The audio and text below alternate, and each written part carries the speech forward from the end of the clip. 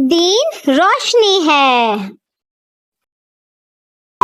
एक छोटी सी बच्ची एक पुराने आईने के सामने खड़ी थी। चांदनी उसके कमरे में चमक रही थी और आईना हल्का हल्का चमक रहा था। क्या ये सिर्फ उसका वहम था या कुछ और? रात के ठीक 12 बजे आईना तेजी से चमक उठा। बच्ची की आंखों में हैरानी थी। क्या ये आईना उससे बात कर रहा था? उसकी आंखों के सामने रोशनी की एक लहर सी दौड़ने लगी। जब उसने हाथ बढ़ाया तो रोशनी ने उसे अपनी तरफ खींच लिया। हर चीज घूमने लगी, हवा में उड़ती हुई। उसे ऐसा लगा जैसे वो किसी सपने में हो, जैसे वो किसी सपने में चल रही हो। लेकिन ये सपना नहीं था।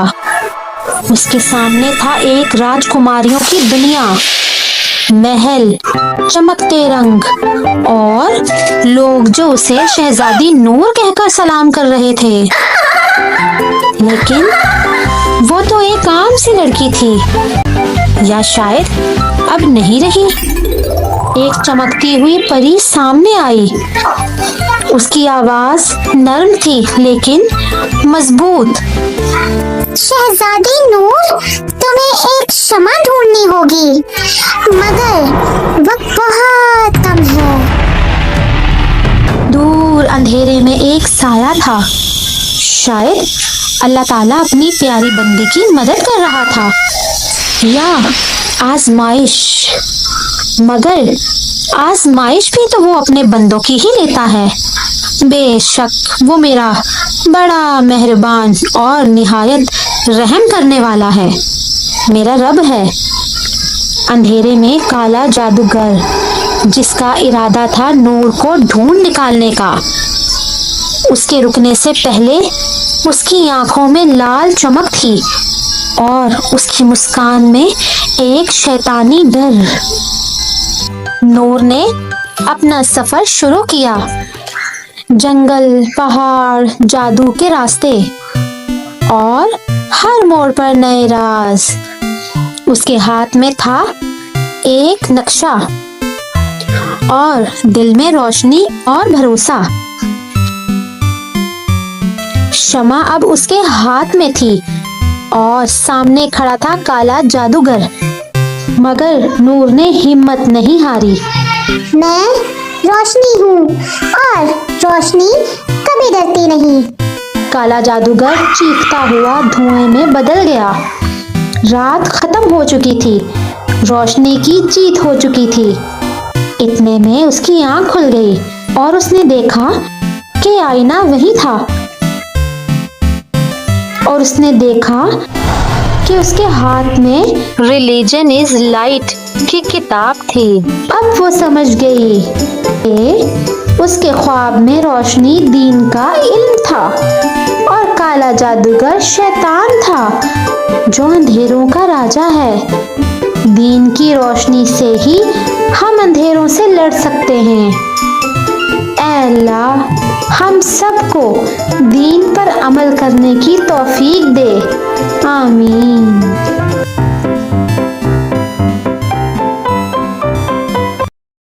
लाल परी। बहुत समय पहले की बात है। एक गांव में एक छोटी लड़की रहती थी। छोटी लड़की को बचपन में उसकी दादी ने खूब सारी लाल परियों की कहानियां सुनाई थी। इसीलिए छोटी लड़की लाल परी को बहुत पसंद करती थी और छोटी लड़की हमेशा लाल कपड़े ही पहनती थी और लाल परी जैसी दिखना चाहती थी। काश मैं भी लाल परी जैसी होती, हर जगह उड़ती फिरती अपनी मर्जी से जहाँ दिल करता जाती और लाल परी की तरह खूबसूरत होती। एक दिन छोटी लड़की को अपनी दादी से मिलने का दिल हुआ।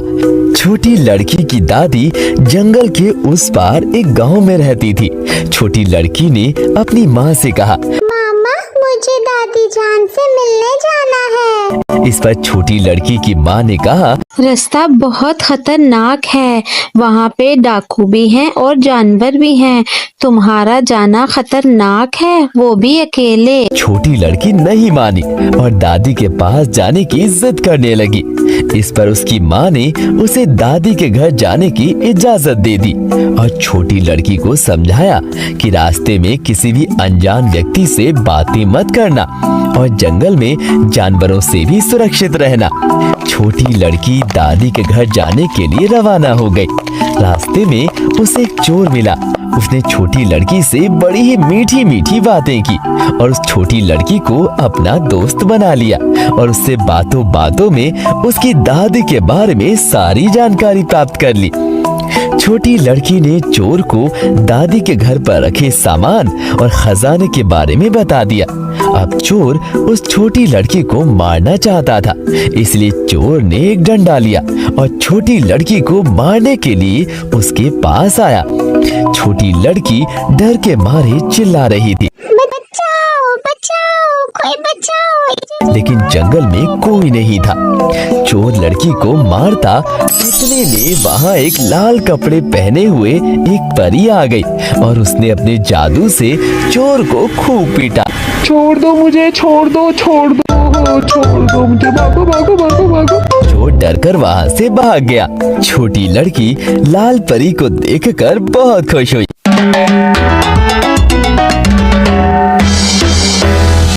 लाल परी ने छोटी लड़की को बताया कि तुम्हें दादी के घर अकेले नहीं आना चाहिए था और अपने माता पिता की बात माननी चाहिए थी। लाल परी ने अपने जादू से छोटी लड़की को एक उड़ने वाली लोमड़ी पर बिठाया और जादुई लोमड़ी ने छोटी लड़की को उसकी दादी के घर छोड़ दिया।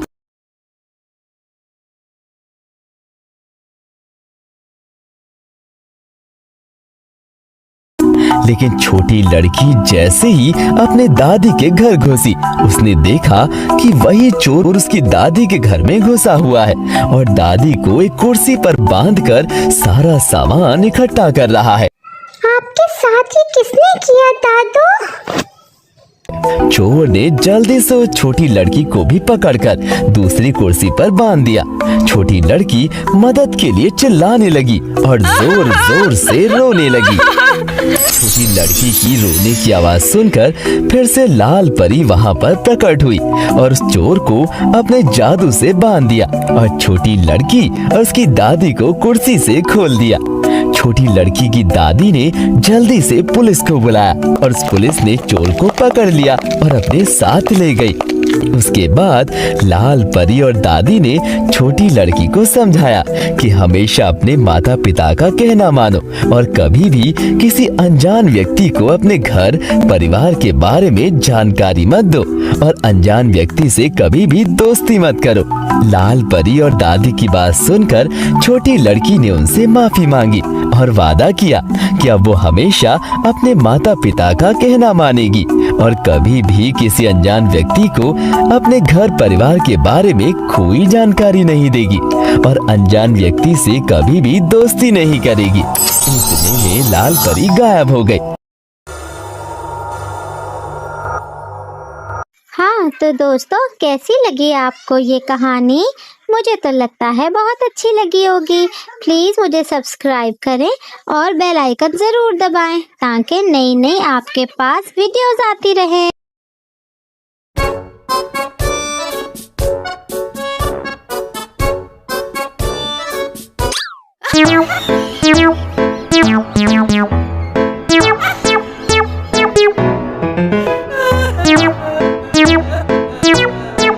केली मेली द फॉक्स। चालाक केली मेली, इनसे मिलें, ये हैं चालाक केली मेली। मुझसे भाग रही थी ये मुर्गियाँ। मैं तो मुर्गियाँ पकड़ने में एक्सपर्ट हूँ, मुझसे कोई नहीं भाग सकता। अब मैं इसको जाके मजे से खाऊंगी।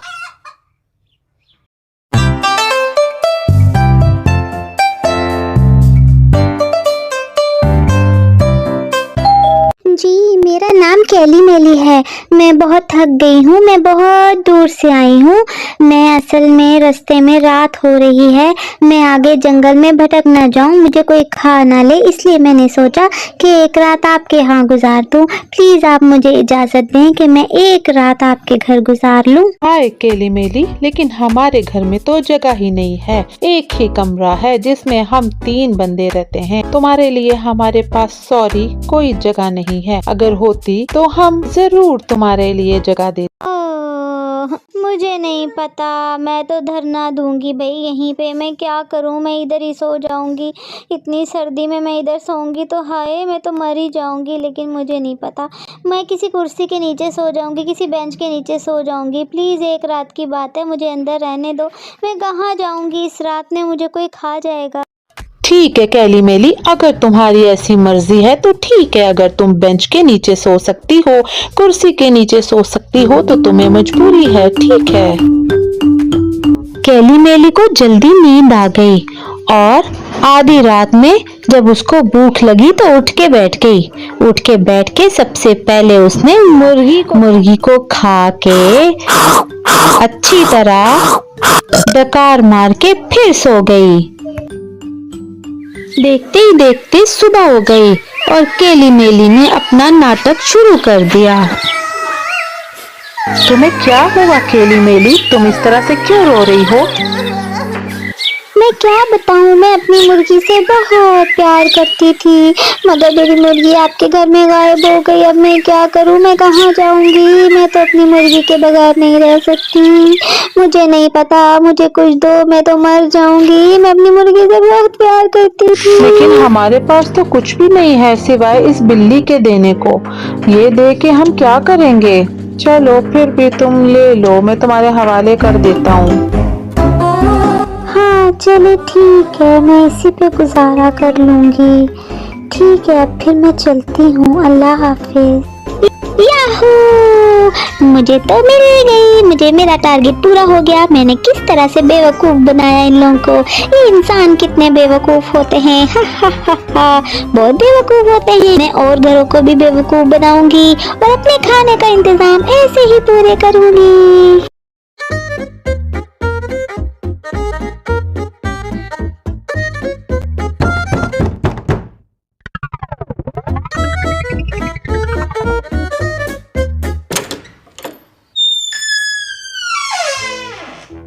कौन हो तुम और क्या काम है?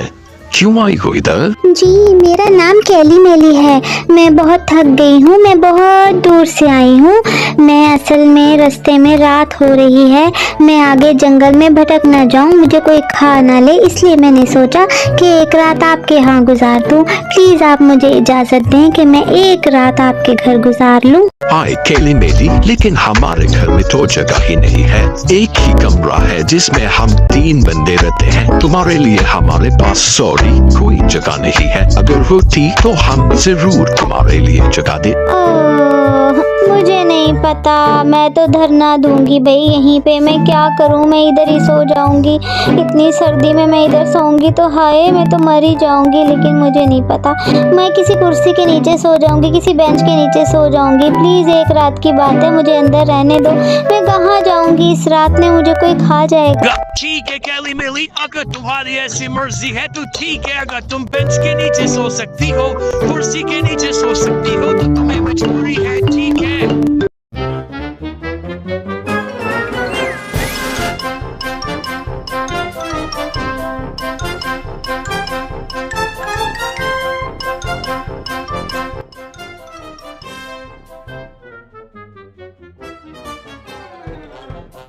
कैली मेली को जल्दी नींद आ गई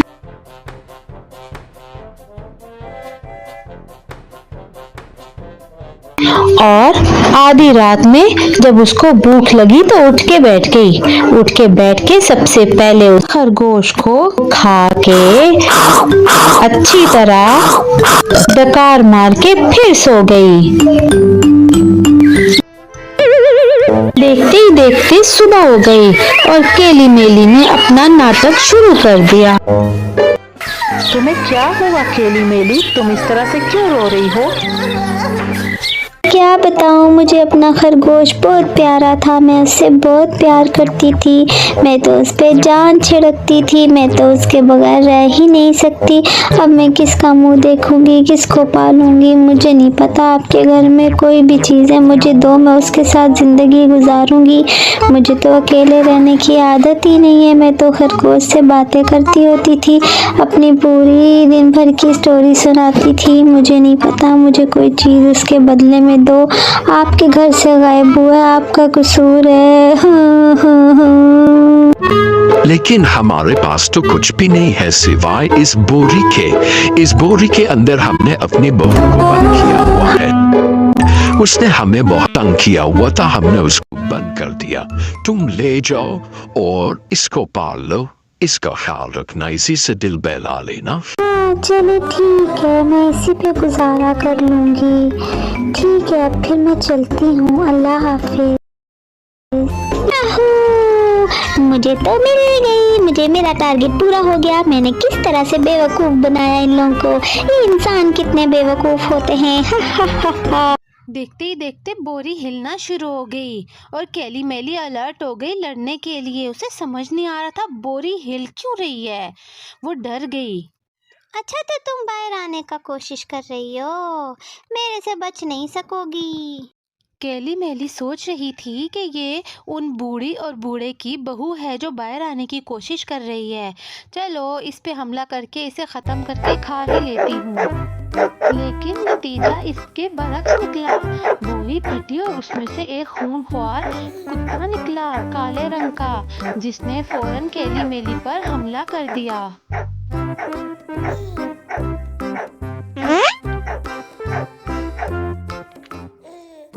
बुरे काम का बुरा अंजाम।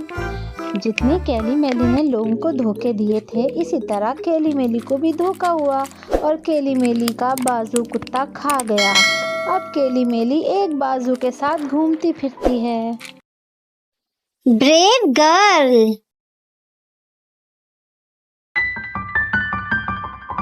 ये पुराने वक्तों की बात है कि रोम में एक गुलाम रहती थी जिसका नाम था ताबीर। उसकी मालकन बहुत जालिम थी। ताबीर को सारा सारा दिन भूखे प्यासे घर में काम करवाती होती थी और उसे उसके बदले में फूटी कोड़ी भी ना मिलती थी। इतनी मेहनत के बाद वो बहुत थक जाती थी। एक दिन जब रात बहुत गहरी हो गई और ताबीर की जालिम आका आराम सुकून के साथ गहरी नींद सो रही थी, तो जुल्मों से तंग आई हुई ताबीर जंगल की तरफ भाग निकली। भागती गई, भागती गई, भागती गई। वो जंगल के बीचों बीच एक गार के करीब पहुंची।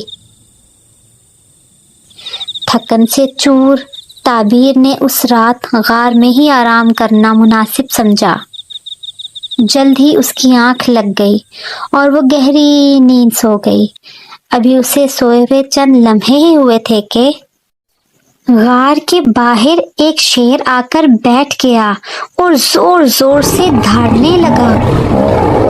जब ताबीर ने शेर को देखा तो वो घबरा गई। शेर दर्द से कराह रहा था। शेर घायल था। उसके पाँव में कांटा चुभा हुआ था। बड़ी एहतियात से ताबीर ने शेर के पाँव से कांटा निकाला।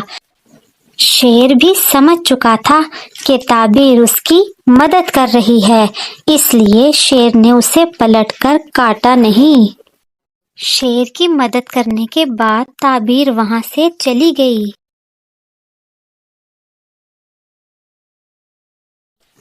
ताबीर की जालिम मालकन ने कुछ नौकर उसके लिए भेजे और उन नौकरों ने ताबीर को पकड़ लिया। कैद खाने में डाल दिया गया। उसे कड़ी से कड़ी सजा देने की तैयारियां शुरू कर दी गई। कुछ दिन बाद लोगों को इकट्ठा किया गया। एक भूखे शेर को पिंजरे में उधर लाया गया। सब लोग हैरान और परेशान थे कि क्या होने वाला है। ताबीर को उस दिया गया। शेर ताबीर को पहचान गया। ये वही शेर था जिसकी ताबीर ने मदद की थी। शेर ताबीर के साथ अपना चेहरा लगाकर इजहार मोहब्बत करने लगा और उसका शुक्रिया अदा करने लगा। जालिम मालकन ने कहा, इन दोनों को आजाद कर दिया जाए। जालिम मालकन के पास खड़ी नौकरानी ने कहा, बेगम साहिबा, आपने इनको आजाद क्यों कर दिया? उसने कहा, जब भी शेर इसकी खिदमत को ना भूल सका, एक जानवर होके तुम्हें इंसान होके ताबीर की खिदमत को कैसे भूल गई? नहीं, मुझसे ये गुनाह ना होगा। इन दोनों को आजाद कर दो।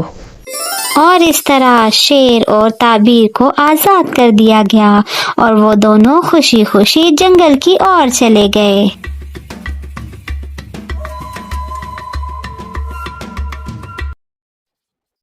अकील और जिन।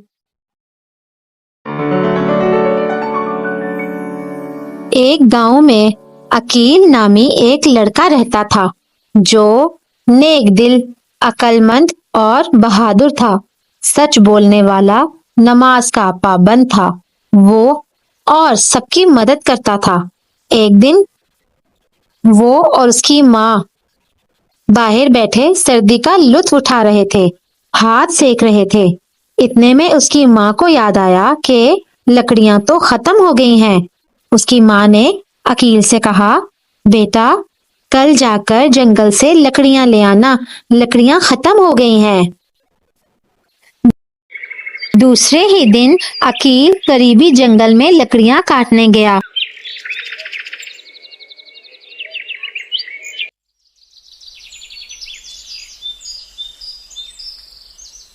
उसे अचानक वहां से एक अजीब सी आवाज आई, मुझे आजाद करो, मुझे आजाद करो। अकील ने इधर उधर देखा तो दरख्त के पास उसे एक बोतल नजर आई। उसने गौर किया तो उसे फील हुआ कि इस बोतल के अंदर से आवाज आ रही है। वो करीब गया, उसने देखा इस बोतल के अंदर धुआं भरा हुआ है और आवाज भी इसी में से आती दिखाई दे रही है। उसने बोतल उठाई और ढक्कन खोला। ढक्कन खुलते ही इसमें से एक धुआं बाहर आया जो कि एक जिन की शक्ल में बदल गया। जिन ने बाहर आते ही कहा, हा, मैं 100 सालों से इस बोतल में कैद था और मैंने सोचा हुआ था कि जो मुझे इस बोतल से आजाद करवाएगा मैं उसे खा जाऊंगा। अकील ने बड़े ही इत्मीनान से कहा कि मुझे यकीन नहीं आता कि तुम जैसा इतना बड़ा जिस्म का मालिक जिन इस छोटी सी बोतल में आ सकता है। जिन बोला, तुम्हें यकीन नहीं आता? मैं तुम्हें अभी यकीन दिलवाता हूँ। ये कहकर जिन उस बोतल में चला गया और अकील ने फौरन ढक्कन बंद कर दिया और कहा, किसी पर एहसान करे उसे खाने की नहीं बल्कि उसका शुक्रगुजार होने की जरूरत है। पर तुम तो बहुत एहसान फरामोश हो, तुम्हें कैद ही रहना चाहिए ताकि तुमसे इंसान महफूज रहे। जिन घबरा गया, डर गया और जिन ने फरियाद की, मुझे निकालो, मैं वादा करता हूँ तुम्हें नुकसान नहीं पहुँचाऊंगा। अकील ने कहा, तुम वादा करो तुम किसी इंसान को कभी कोई नुकसान नहीं पहुंचाओगे और हमेशा नेकी का रास्ता इख्तियार करोगे। जिन ने वादा किया, अकील ने उसे आजाद किया। जिन ने खुश होकर अकील को सोने की अशरफियां दी और कहा कि तुम्हारी अक्लमंदी और नेकी ने मुझे बदल दिया और मैं सिर्फ नेकी किया करूंगा।